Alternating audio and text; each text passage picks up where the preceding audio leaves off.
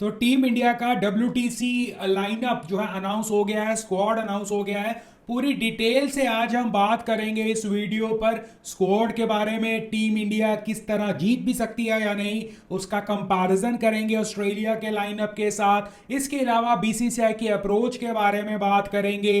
इसके अलावा रहाणे, सूर्य कुमार यादव, हनुमान विहारी, इन सब के बारे में बात करेंगे इस वीडियो पर। WTC फाइनल की जो है धुन शुरू हो चुकी है क्योंकि स्क्वाड आ गया है। तो सबसे पहले तो भारतीय टीम का स्क्वाड देख लेते हैं। आपके स्क्रीन पर जो है भारतीय टीम का स्क्वाड अभी जो है चल रहा होगा। कैप्टन है हमारे रोहित शर्मा जी, शुभमन गिल, पुजारा, विराट कोहली, रहाणे, KL राहुल, KS भरत, रविचंद्र अश्विन, रविंद्र जडेजा, अक्षर पटेल, शार्दुल ठाकुर, मोहम्मद शामी, मोहम्मद सिराज, उमेश यादव और जयदेव उनटकर। अब इस लाइनअप से BCCI की अप्रोच क्या पता लगती है, इस लाइनअप में दम है या नहीं, वो तो हम आगे जो है डिस्कस करेंगे ही करेंगे।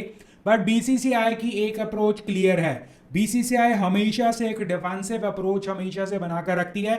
और फिर हम अपने आप से पूछते हैं कि हम चैंपियनशिप क्यों नहीं जीते। एक एग्जांपल देता हूं और बहुत लोग जो हैं इससे इत्तेफाक करें या ना करें, क्योंकि अल्टीमेटली आपको रियलाइज होगा अपने पास्ट एक्सपीरियंस के साथ कि क्यों ये ज़रूरी है। एग्जाम्पल ये है, 2007 में क्या हुआ था। 2007 में हम अच्छे से हार कर आए थे वर्ल्ड कप, और उसके बाद जो हमारा T20 कप था उसमें क्या किया BCCI ने। हालांकि वो मजबूरी पड़ गई थी, उन्हें अपनी टीम भेजनी थी, बट उसमें रिस्क लिया, नए लोगों से जो है रिस्क लिया, नए लोगों पर भरोसा किया, और महेंद्र सिंह धोनी उस टीम के साथ T20 का वर्ल्ड कप, पहला वर्ल्ड कप जीत कर आ गए। यानी कि रिस्क है तो इस ख्या वाली सिचुएशन हो गई वहां पर। आपने रिस्क लिया, आपने ट्रेडिशनल जो करते आ रहे थे उससे कुछ अलग किया, और बाकी जिम्मेवारी महेंद्र सिंह धोनी ने निभा दी। उसके बाद 2011 के वर्ल्ड कप में आपने क्या किया, रादर मैं ये कहूंगा कि महेंद्र सिंह धोनी ने क्या किया। आपके स्टार प्लेयर्स, चाहे वो गांगुली हो, चाहे वो सहवाग के साथ साथ सचिन हो, चाहे वो और भी लोग हों, इन्हें सभी को, इन सभी को नहीं खिलाया। इनमें से सचिन जी खेले हमारे, और कहीं ना कहीं वो चेन ब्रेक कर दी जो हम ट्रेडिशनली सोचते आ रहे थे, होते हैं ना कि Fab 4 Fab 5 हमारे टीम का ये, हमारा टीम का वो, उसमें जो नाराज हुआ नाराज होने दो। बट महेंद्र सिंह धोनी रिस्क लेकर गए और एक पोटेंशियली अच्छी साइड लेकर गए जिसमें एक्सपीरियंस भी था, जिसमें कहीं ना कहीं यंग ब्लड भी था, और उससे वो वर्ल्ड कप जीत कर आ गए। यानी कि डिफेंसिव अप्रोच उन्होंने नहीं रखी वहां पर। बट BCCI जो है उसके बाद हमेशा से जो है डिफेंसिव अप्रोच करती है।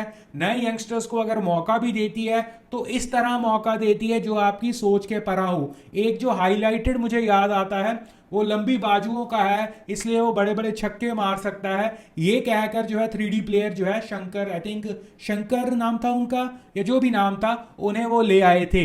तो मतलब ये विजय शंकर, यस अभी मेरे दिमाग में आ गया, लॉर्ड विजय शंकर।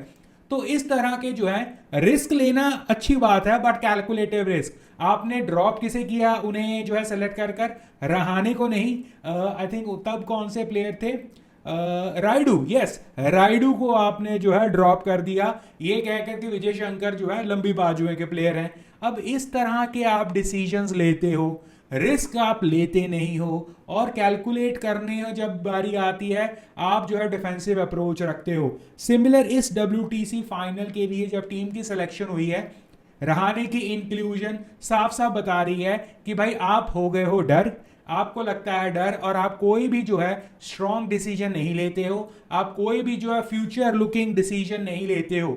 मैं ये नहीं कह रहा हूं रहाणे परफॉर्म नहीं करेंगे या रहाणे को सेलेक्ट नहीं करना चाहिए, मैं तो इसके 2 कदम आगे की बात करता हूं।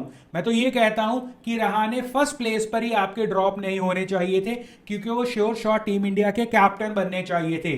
बट आपने रोहित शर्मा को कैप्टन बना दिया। आपने खुद अपनी उस बात से मुकर गए जब आपने कहा कि 2 फॉर्मेट का प्लेयर या 3 फॉर्मेट का प्लेयर कैप्टन हम अलग अलग रखेंगे। तो जब कोहली को हटाना था तब आपके लिए कुछ और मापदंड थे, जब रोहित को बनाना था तब आपने रहाणे को भी निकाल दिया, सो दैट ये बात ना जाए कि ऑस्ट्रेलिया में जो जिताकर लाया है उसे कैप्टनसी दे दो। श्योर शॉट कैप्टन थे रहाणे, बट उन्हें जो है चांस नहीं मिला, उन्हें टीम से बाहर निकाल दिया, और उसके बाद एक सीरीज आपने उन्हें बढ़ाया और फिर आपने रहाणे को जो है मौका दे दिया। अगर आप फ्यूचर देख ही रहे होते तो सूर्य कुमार यादव थे, इसके अलावा आपके हनुमान विहारी जो आपकी ऑस्ट्रेलिया टीम के हीरो थे, इसके अलावा सरफराज आई थिंक बहुत अच्छा परफॉर्म कर रहे हैं। भाई जब तक एक क्रूशियल गेम्स में, एक खतरनाक गेम्स में, प्रेशर वाली गेम्स में आप अपने यंगस्टर्स को मौका नहीं दोगे, या आप जो है उन लोगों को मौका नहीं दोगे जो काम कर सकते हैं फ्यूचर में या आपकी नज़र में है, तो तब तक तो कुछ बात बनेगी ही नहीं। तो आई थिंक ये बहुत जो है ध्यान देने वाली बात है जो कि बीसीसीआई नहीं देती। यस, आप कह सकते हैं कि रहाणे की अभी एज क्या है, वो बहुत ज़्यादा सर्व कर सकते थे, तो भाई यही जो है 6 महीने पहले बात कहाँ पर थी, ये तब कब कहाँ पर बात थी जब उन्हें ड्रॉप किया गया। तो या तो आपने तब गलती की और आज जो है आप केवल और केवल प्रेशर में आ गए हो, या आपने जो है आज गलती की और बेसिकली आप जौन सा मर्जी पैरामीटर ले लीजिए, क्लियरली बताता है बीसीसीआई जो है फ्यूचर अपना नहीं सोचता है और बस नींद से उठे और ऑल ऑफ अ सडन जो है सिलेक्शंस की और फिर वापस सो गए। आई थिंक ये अप्रोच जो है कहीं ना कहीं बुरी अप्रोच है, ये सही अप्रोच नहीं है। उसके बाद सूर्य कुमार यादव और हनुमान विहारी के बारे में तो मैं बता ही चुका हूं। मैं बात करना चाहूँगा फैंस की, क्रिकेट के हमारे इंडिया के फैंस की। वो वाकई में इमोशनल फूल होते हैं। आई मीन कुछ महीने पहले हम सब जो है क्रिकेट के फैंस ये रौला डाल रहे थे पुजारा की एवरेज, कोहली की एवरेज, रहाणे की एवरेज, ये दिखाकर उन्हें निकालना चाहते थे। उसके बाद पुजारा ने परफॉर्म कर कर जो है एंट्री ले ली, ठीक है, बट उसके बाद रहाणे की को बहुत सेंसेशनल एवरेजेस या सेंसेशनल बैटिंग नहीं की।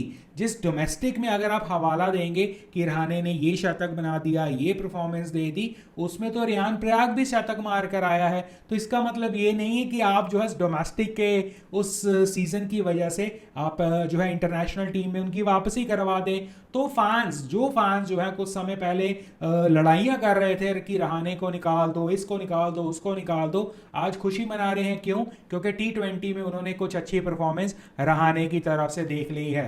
तो इसलिए जो है डेफिनेट जो है ये कहीं ना कहीं इमोशनल फूल्स होते हैं हमारे क्रिकेट के फैंस। और यही अगर WTC फाइनल में ना चले, रहाणे एग्जाम्पल के तौर पर अगर ना चले, तो यही जो है गालियां बीसीसीआई को तब निकालेंगे जो आज तारीफें कर रहे हैं बीसीसीआई की, जो मानकर चल रहे हैं कि बीसीसीआई ने बढ़िया किया, रहाणे का स्वागत कर रहे हैं, ये तब बीसीसीआई को भी गालियां निकालेंगे, टीम इंडिया को भी गालियां निकालेंगे, रोहित शर्मा को भी गालियां निकालेंगे। इसका मतलब यही है सिर्फ और सिर्फ कि बीसीसीआई भी फिर सही करती है, क्योंकि आप भी जो है दूर की नहीं सोचते हैं एज अ फैन, और बीसीसीआई तो वैसे ही नहीं सोचती है। बीसीसीआई उस वक्त जो है एक आधे को निकाल देगी, फैंस खुश हो जाएंगे और एक और जो है टूर्नामेंट, एक और फाइनल जो है उसकी बरी हम चला देंगे। बट खैर, उसके बाद मैं डिस्कस करना चाहूँगा कि अब एक्चुअली ये हमारा टीम इंडिया का स्क्वाड कैसा है। हमारे देश की टीम है, हमारे देश के नाम के अंडर खेलती है, भले ही प्राइवेट बॉडी क्यों ना हो, बट हमारे देश का नाम साथ में जुड़ा हुआ है। तो जो भी टीम लेकर जाएंगे हम उसे सपोर्ट तो करेंगे ही करेंगे। इस लाइनअप में कुछ फॉल्ट्स ये हैं, के.एस. भरत जी को हम लेकर गए हैं, उनकी विकेट कीपिंग कहीं ना कहीं क्वेश्चनेबल है, हमने टूर्नामेंट में देखी लास्ट। इसके अलावा उनकी बैटिंग उससे ज़्यादा क्वेश्चनेबल है। अब आप कहेंगे कि उन्हें कॉन्फिडेंस देकर जो है उन्हें खिलाए एंड ऑल दैट, मुझे लगता है यहाँ पर ईशान किशन का जो है नंबर लगना चाहिए था। क्यों मैं बता रहा हूँ, एक तो आपके पास ऋषभ पंत नहीं है, और एक अग्रेसिव मोड वाला ईशान किशन जो है ऋषभ पंत की डायरेक्ट रिप्लेसमेंट बनता था, जो कि हमारी टीम में नहीं किया अभी तक। तो अब जब इंग्लैंड में खेल रहे हो, यस उन्हें एक्सपीरियंस नहीं है, बट भरत को भी एक्सपीरियंस नहीं है, और भरत का जो पिछली सीरीज हमने देखी है वो कहीं ना कहीं प्रेशर में भी है और कहीं ना कहीं उनकी परफॉर्मेंस भी हमें जो है जची नहीं है। तो इसलिए जो है ईशान किशन का यहाँ पर खेलना बनता था, और मैं तो कहता हूँ प्लेइंग 11 में खेलना बनता था, सिर्फ और सिर्फ उनके जो है इंटेंट वाली जो है सिनारियो से, और एक हमें रेगुलर विकेट कीपर चाहिए। दूसरा, अगर ये टीम सोच रही है कि के.एल. राहुल को विकेट कीपिंग करा लें और बैटिंग को थोड़ी सी स्ट्रेंथनिंग कर दें, तो भाई वो एक बेवकूफ़ी होगी। जो बस एक तरह से आप कह दें, हो सकता है कि के.एल. राहुल जो है कुछ ड्रॉप ना करें इसलिए आप बच जाएं, बट उसका कतई ये मतलब नहीं होगा कि ये सही डिसीजन है। क्योंकि अगर कोई एक डिसीजन भी, सपोज करो कोई एक चाहे डिफिकल्ट कैच हो जो एक रेगुलर कीपर शायद कर सकता हो, और के.एल. राहुल ड्रॉप कर दे, और वो कैच सपोज करो लबुशे का हो या स्मिथ का हो, तो अगर वैसा कोई कैच ड्रॉप हो गया तो भाई आपका पूरा जो है WTC फाइनल जो है सवाह हो जाएगा। वैसे भी हम तो कहने में मशहूर हैं इस चीज़ के ऊपर कि हमारे वो कुछ एक सेशन ही ख़राब आता है, तो वो एक सेशन ख़राब ना आ जाए इसलिए रेगुलर विकेट कीपर चाहिए होगा। तो उसके सिनारियो में जब आप रहाणे लेकर गए हो तो इसका मतलब या रहाणे खेलेंगे या आपके खेलेंगे KL राहुल। तो उस सिनारियो में रहाणे को बाहर बिठाना भी सही नहीं है, KL राहुल को खिलाना भी सही नहीं है। तो इसका मतलब KL राहुल को आप जो है छोड़कर ईशान किशन को लेकर जा सकते थे। एक तो 2 कीपर की जो है आपकी भरपाई हो जाएगी, क्योंकि जब हमारी टीम ने किसी को खिलाना होता है तो मैच के दिन के सुबह सुबह भी जो है पेट में दर्द हो जाते हैं। तो कोई बड़ी बात नहीं होगी अगर KL राहुल को किसी ने खिलाना ही हो तो जो है भरत के पेट में दर्द हो जाए उस दिन सुबह, और इसलिए मजबूरी में जो है KL राहुल को खिलाना पड़ जाए। ऐसा हो सकता है, इससे जो है मैं जो है इग्नोर नहीं कर सकता इस चीज़ को, और उस सिचुएशन में ये अच्छी बात नहीं है। नंबर इसके बाद जो आती है वो आता है आपका पेस अटैक। ठीक है, आपका पेस अटैक अगर आप उमेश यादव के साथ ही जा रहे हैं एज अ थर्ड पेसर तो मुझे कोई प्रॉब्लम नहीं है। तो आपका जो है पेस अटैक कहीं ना कहीं डराने वाला होगा। तो अगर आप जयदेव उनडकर के साथ जो है जा रहे हैं, वो भी वो लेफ्ट आर्मर भागता हुआ जो है एक slow bowler kind of, yes Indian pitches में बहुत अच्छा प्रदर्शन किया वहाँ भी कर रहे हैं, बट आपका स्क्वाड डराना भी चाहिए। तो एक ये भी थॉट है कि शार्दुल ठाकुर को, जो कि मोस्ट लाइकली क्योंकि बैटिंग को आपने बढ़ाना है तो शार्दुल ठाकुर खेलेंगे, तो वो भी ऑप्शन ठीक है। बट आप इस फॉर्म में अक्षर पटेल को कैसे निकालेंगे, आप रविंद्र जडेजा को कैसे निकालेंगे, आप अश्विन को कैसे निकालेंगे? तो ये 3 तो खेल नहीं सकते हैं। तो अगर अक्षर खेलेगा तो जडेजा कैसे खेलेगा? जडेजा को आप बैठा नहीं सकते हैं।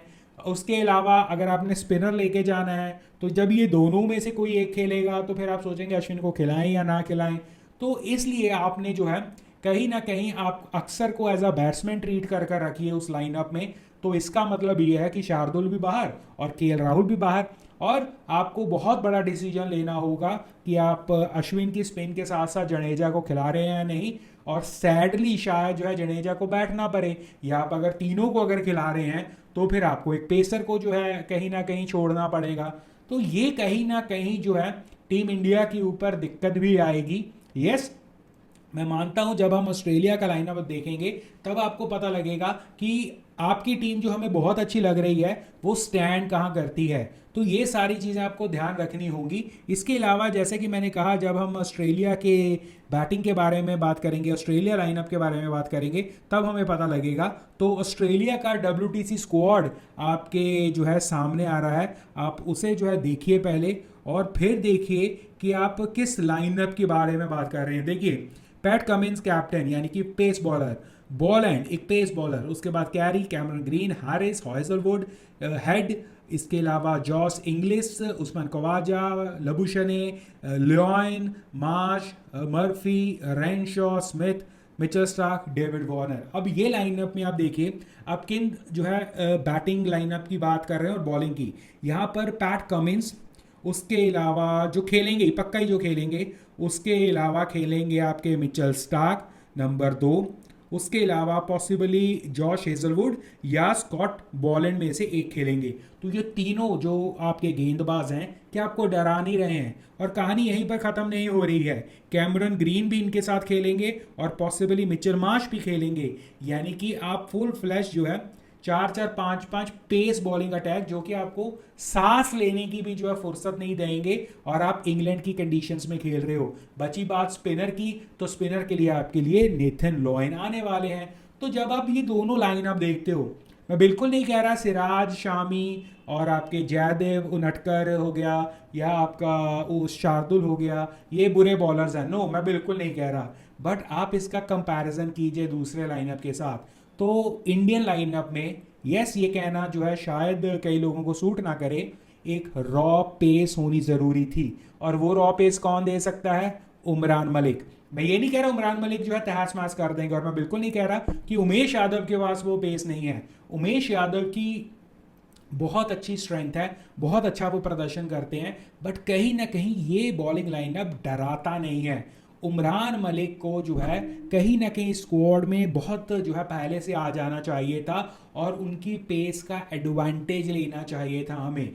अब ज़रूरी नहीं है वो आपको जिता ही सकते हैं, उमेश यादव भी कभी कभी ये काम कर सकते हैं कि वो एक स्पेल ऐसा पकड़ ले, बट उमेश यादव के साथ इनकंसिस्टेंसी बहुत जुड़ी हुई है और उसके साथ साथ आप शमी और साथ में सिराज को खिला ही रहे हैं। तो ये कहीं ना कहीं इसलिए ये तीनों में से दो और एक उमरान मलिक जो है मेरे लाइनअप में डेफिनेटली होगा। जब आप कंपेयर करते हो ना दोनों लाइनअप को, तो आपको कहीं ना कहीं लगता है कि ऑस्ट्रेलिया का लाइनअप जो है काफ़ी बॉलिंग में स्पेशली खतरनाक है और बैटिंग भी कोई आम नहीं है। यस, हमारे पास विराट कोहली है, रोहित शर्मा है, the next generational superstar Gill है, रहाणे जी भी वापस आ गए हैं, बहुत अच्छा प्रदर्शन करेंगे, और अगर हमारे केएल राहुल जी खेलते हैं तो वो भी खेलेंगे। तो बट उसके अगेंस्ट आप देखिए किसके साथ मुकाबला कर रहे हैं।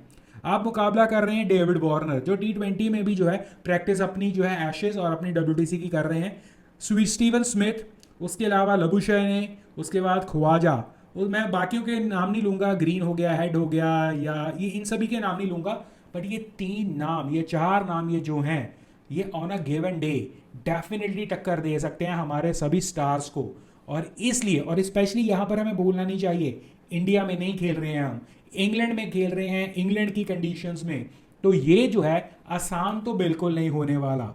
उसके बाद अगर मैं बात करूं कि can India beat Australia in England and win WTC final, अब ध्यान रखिए ये एक एक टॉपिक वाइज में जो बात कर रहा हूँ, नीचे कमेंट सेक्शन में रादर डिस्क्रिप्शन में मैंने टाइम लैप्स भी दिया हुआ है, टाइम वाला भी दिया हुआ है कि इस टाइम पर हमने ये बात की है, इसलिए जो मैं टॉपिक स्पेसिफिकली लेकर जो है इसे अप्रोच कर रहा हूँ। तो कैन इंडिया विन, वह देखिए एज अ इंडियन तो मैं कहूँगा यस, हम जो है जीत रहे हैं क्योंकि ये देशभक्ति हमारी बोली है, बट एज अ फैन भी ये बोला है। बट अगर मुझे इस गेम को एनालाइज कर कर जो है डिस्कस करना हो, तो मैं कहूँगा भाई इंडिया की राह बिल्कुल आसान नहीं होने वाली, और शायद ऑस्ट्रेलिया को इंग्लैंड में बहुत बड़ा एडवांटेज है, ना ही अपनी पेस के साथ बल्कि अपने एक नेथन लाइन ऑफ स्पिनर के साथ भी, उसके साथ अपनी फील्डिंग के साथ भी, उसके साथ अगर इन फॉर्म इनके ओपनर आते हैं, चाहे वो हेड और ख्वाजा आए, चाहे वो वार्नर और ख्वाजा आए, तो उसके बाद आपका स्मिथ और लबुशेन, अगर तो स्मिथ और लबुशेन जो हैं जो इंडिया में करतूत कर कर गए हैं वैसे निकले वहां पर, तो भाई आप समझ लो कि आपके पास बहुत बड़ा एडवांटेज आ गया। फिर आप ऑस्ट्रेलिया की जब बॉलिंग खेलोगे तब आप 72 से 72 परफॉर्म करोगे, तभी आप जो है हार सकते हो। बट अगर स्मिथ और ख्वाजा अपने नॉर्मल पेस पर हो, अपनी पीक वाले पेस पर ना हो, अपना नॉर्मल भी खेलें, तो ऑस्ट्रेलिया का ये लाइनअप जो WTC में खेलने जा रहा है हमारे साथ, काफ़ी बड़ा एडवांटेज जो है वो साथ में लेकर जाएगा।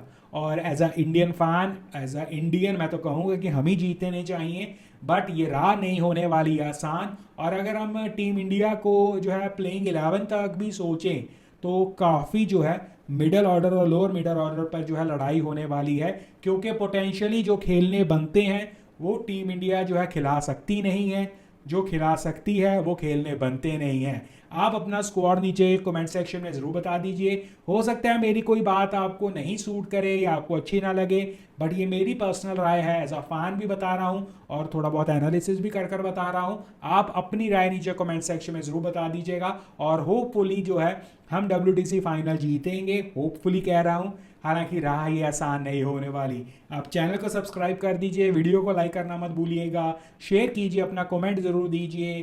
थैंक यू, मैं मिलता हूँ आपको नेक्स्ट किसी वीडियो में, और मैं हूँ एक क्रिकेट फ़ैन, और अगर आप भी क्रिकेट फ़ैन हैं तो सब्सक्राइब कर कर अपनी राय, अपना कमेंट ज़रूर दीजिएगा। धन्यवाद।